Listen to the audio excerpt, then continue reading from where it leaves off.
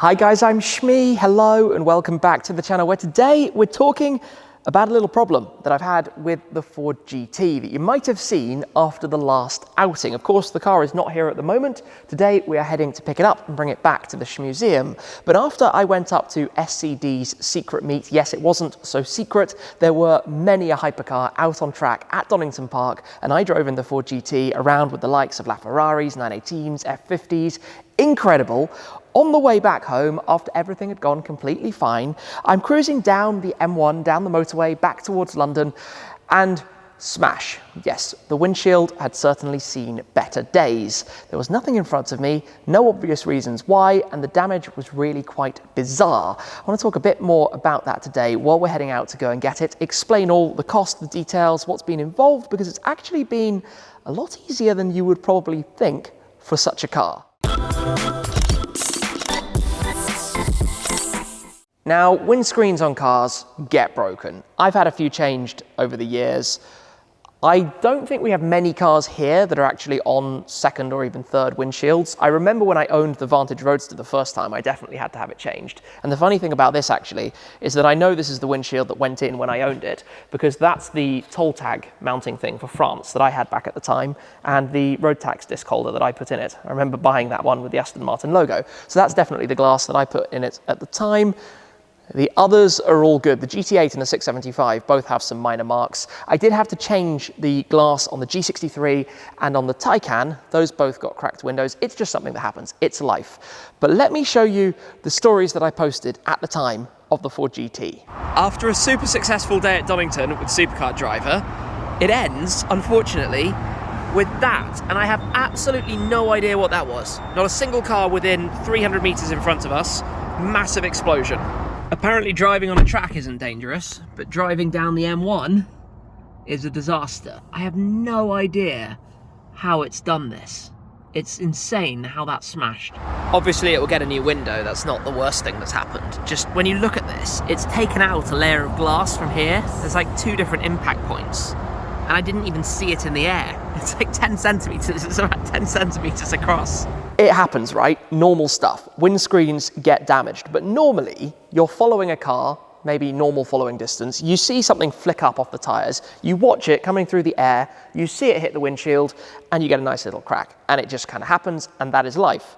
In this case though, there was genuinely nothing. I'm on the M1, 3-lane motorway, nothing for hundreds of meters down in front of me. So I can only assume that what caused that probably pinged up from the other side of the carriageway, the other side, traffic going in the opposite direction, and kind of just came down and hit the windshield. The good thing is that it didn't hit the bumper, because if that had hit the bumper and damaged maybe the carbon fiber or the, well, paint for sure, even with PPF, that would have been a very big problem. Windscreens are pretty easy to replace. Now, I remember when the McLaren P1 came out, a lot of people were talking about how much those screens cost. It was something like maybe £12,000 for a new piece of glass on that car. So I was a bit terrified when I took the Ford to Multimatic to find out what the price was going to be. And the good news is I didn't need to be quite so terrified, but we are going to hop into our Cupra, our team car that we have here at the Shmuseum, to head out to go and pick up the GT before driving it back again to look a little bit more at it, because I've had the car now for, well, we're over 3.5 years, done some pretty amazing miles with it. We're going to be touching 8,000 miles, which for a European Ford GT, I actually think is one of the highest out there, which is kind of crazy. And there are a couple of other service bits to touch on. We'll talk about some of the other costs and things to do with the car while we're on the road. So for the time being, we'll leave all of these here. We'll get on the road, go over and talk more about what happened to this windscreen. Completely blacked out G-Wagon, chilling on the way. Now, talking about windscreens, here's one we prepared earlier on the Cupra. That's how they normally happen. We had a stone chip, and yes, this is booked to be changed in the very near future. That's what normally happens to windshields when you get a nasty stone chip.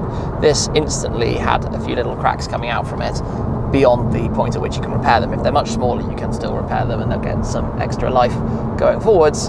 Obviously with the heat, this has now cracked completely across the glass, which is less than ideal, and we'll need a whole new windshield. But obviously these are prepared for. They know these happen to cars now, so it's no surprise. Obviously a completely different type of crack to what we had on the Ford GT, and that was what was so bizarre about it. If you look at the Ford GT's damage, it has this almost outer area where it's decimated the glass and it's disappeared. Then you have those circles that run around it, and all of the rest of the damage of about 10 centimeters in diameter across the whole thing. And I've never seen anything like that, but after sharing it on social media, a couple of you guys actually sent me photos of windshields doing a similar thing, which I guess is just down to an awkward shape of object or stone or whatever it was, hitting in exactly the wrong way to create that kind of impact of the glass. And no, there were no suction cups on the glass, there was nothing wrong with the glass. In fact, it wasn't even actually the original windshield. I had to have a windshield replaced on the GT in the past. This was already number 2, so now we're going on to number 3, which, you know, much of a muchness really. Who cares whether it's the first one that was on it? End of the day, it is part of driving. If you're going to do some miles, it's going to happen. Only a couple of minutes away now, and the good thing is that the weather is on side. It was forecast to be quite miserable this afternoon, so thankfully that is not so bad, and we've shaved off some time on the navigation because it's not exactly around the corner to come up to Multimatic, which is in Thetford in Norfolk, but the right place obviously for the GT to get everything done. So the last couple of minutes driving this away, and then we shall be there and go see the car. There's actually a Ford dealer there, and fun fact, by the way, prior to taking delivery of my Ford GT, this is where I came to see it for the first time. I shot a little teaser at Multimatic, which is of course very secretive. We go to the second gate and we'll turn in there because of course they have the race team and all the stuff they're doing with that. So probably camera away until we're ready to depart with my car. The GT is back and ready to go in theory.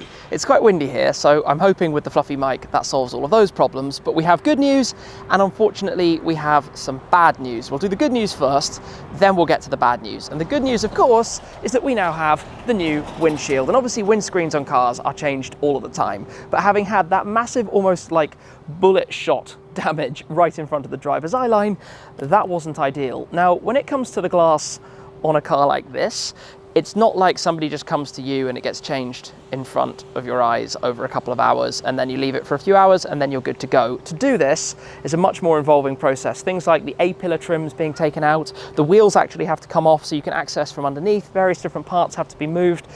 It takes some knowledge and some skill, which is why it comes back to Multimatic, who effectively build these cars. They're made by Multimatic in Canada. I went to see this car being assembled on the production line at Multimatic's base. They have the race team and GT division based here in the UK as well for European stuff. So we have a new piece of glass.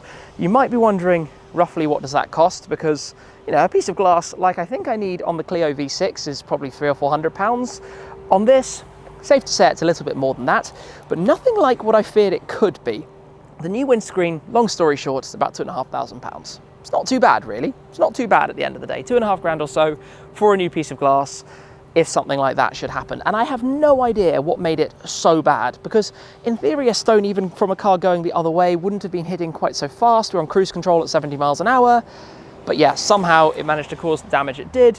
Anyway, we now have a new one, fitted exactly as it should be, lines up very nicely, and I've always liked how you have the black A-pillars on here, obviously painted in. So if you think about it, the roof panel is actually painted, the red, the gold, and the gloss black, all on the roof, single panel, which is bonded to the car. That's done first. So when I saw this car on the assembly line, that was in, but none of the rest was. That all came a little bit later on, and obviously inside, everything is fitted back exactly as you would expect it to be above the carbon fibre that you have exposed over the dashboard. All lovely, albeit very, very cozy inside.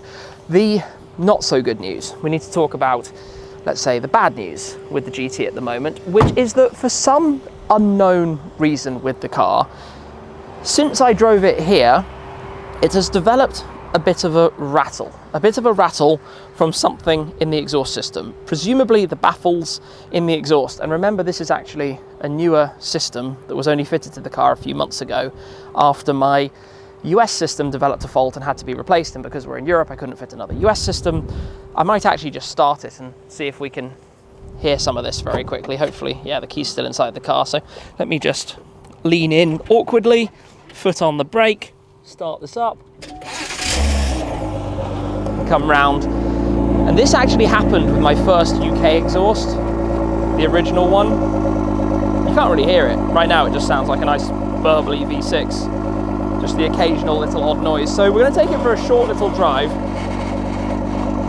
investigate that a little bit more, but potentially and most likely we're going to have to leave the car here for them to take the exhaust system out and go into that in a bit more detail. Let's have a quick run and we'll go from there. Let's roll out, lift system up for the little ramp here.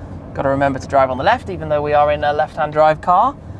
It always just takes a small moment to remember and get it right, especially in something as alien as the Ford GT. It just takes a little bit of time to remember what you're driving and to get comfortable with it. I tell you what though, doing a couple of journeys recently, super economically, very, very gently and just, you know, chilling, driving gently, I've been quite impressed by what economy you can actually get from this thing, because over the ownership, it's been awful. It's been astronomically bad at fuel economy. They call it the EcoBoost engine. I've nicknamed it the EcoBeast of a car, but it's definitely not very economical. Anyway, I tell you, when you're driving it, obviously you don't hear any of those rattles. Hopefully it's just something that's a little bit loose at the back and it'll be an easy fix. But the downside is that we do need to leave it here today so they can investigate it a little bit further, which is not what I was hoping. I wanted to take it back home after getting the windshield fixed. But the thing with these cars is that they are very fussy, not just Ford GTs, but everything. I mean, if you look at my Senna SF90, 675, they're all just a little bit fussy. These kind of cars need looking after. They need to be looked after and babied. As we go past the Multimatic building there, in the same kind of way, I guess, that a small child does. You just need to pay them lots of attention and be on top of it when things start to misbehave. And you know, look, I've done 7,752 miles, which is not bad going for a Ford GT. In fact, I honestly believe out of all of the Ford GTs in the whole of Europe, other than the press cars, there can only be like one or two others that have done more than mine. I know of one that has, which you might be aware of. It's a car that actually did a lap at the Nürburgring with a wheelchair on top, which was really cool. It had hand controls fitted as well. So amazing that that car did so many miles. And I think that quite a few more of them will start to do miles now, because there's been like a second wave of cars. So more of the cars that we saw, for example, when I went up to Caffeine and Machine with this one, just new cars around. Same at Donington Park when I was up there with this. I think there were 6 in total that day.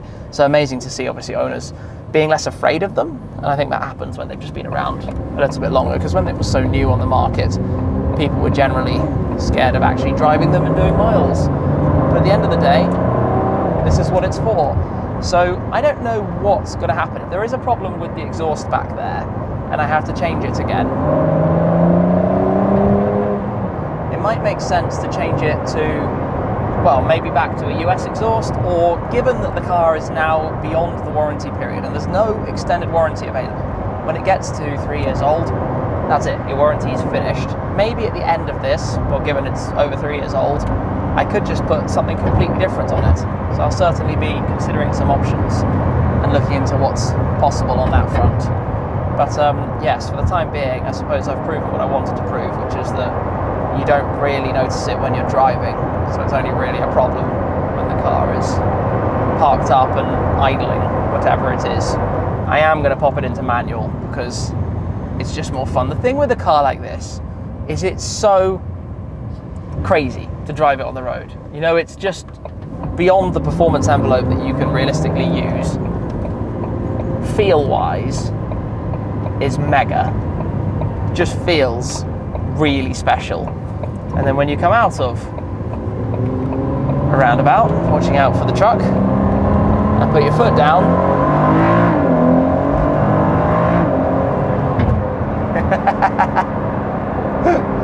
not bad, not bad. I tell you what though, I'm missing the US spec exhaust. Remember I did the US OEM upgrade titanium exhaust, the Akrapovic exhaust option. I upgraded it when the car was over in the USA, and it kept that exhaust for 2.5 years or so, from when it went on at Galpin in California until when I had the car back here, and at the start of this year we had to hunt down a European spec exhaust to replace that one, which everybody very kindly helped to support from Multimatic Ford and I think Akrapovic to obviously work it out because of the complications that I created by importing a different exhaust system to replace the previous faulty one.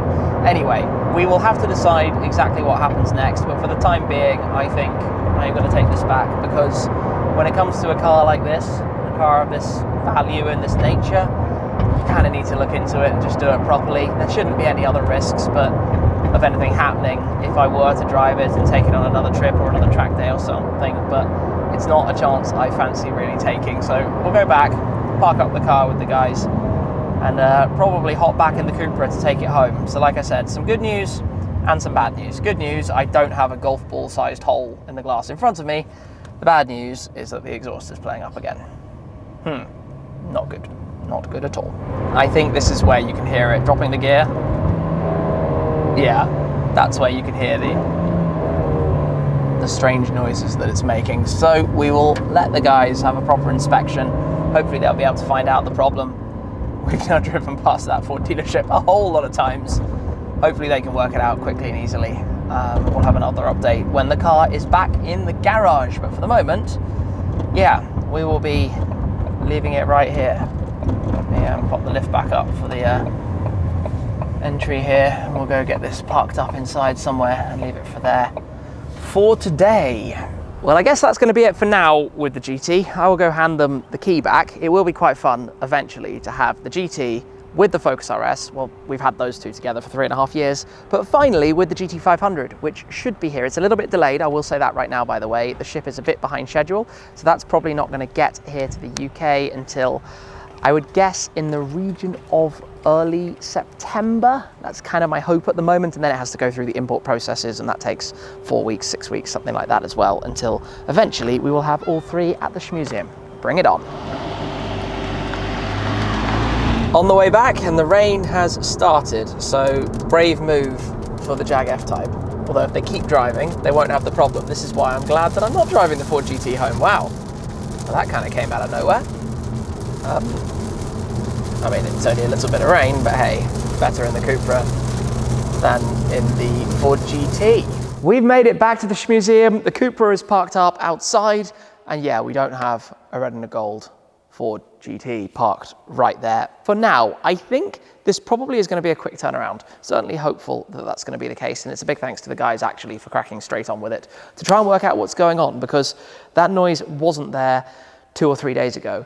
So who really knows what exactly has happened on that front, and hopefully it's not going to need another exhaust system, because a fourth exhaust, that's clearly not supposed to be the case, and it suggests that there's possibly another problem going on there. So if anybody has any thoughts on that, do perhaps let us know. For now though, the GT will be back. As I said, the GT 500 a little bit further delayed than I would like. Shipping just seems to be quite frustrating. The GT Black Series has been delayed to the US, the GT 500 has been delayed over to Europe. It is what it is. For now though, I think that's pretty much it. Bit of an update with the GT and what's going on there. As I said, some good news and some bad news. Sometimes it happens with these kind of things. That's it for now though. Thank you very much for watching as always, guys. I appreciate your support an awful lot, and I'll see you again very soon. Cheers.